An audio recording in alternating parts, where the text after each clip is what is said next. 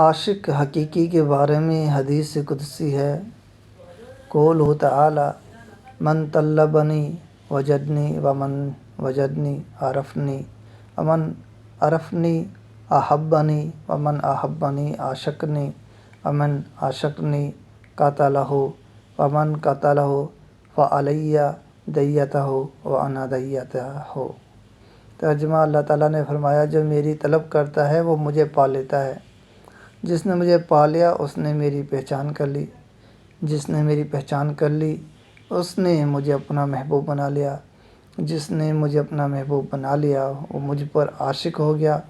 جو مجھ پر عاشق ہوتا ہے میں اس کو قتل کر دیتا ہوں۔ جس کو میں قتل کرتا ہوں اس کی دیت مجھ پر لازم ہو جاتی ہے اور میری ذات ہی اس کی دیت ہے۔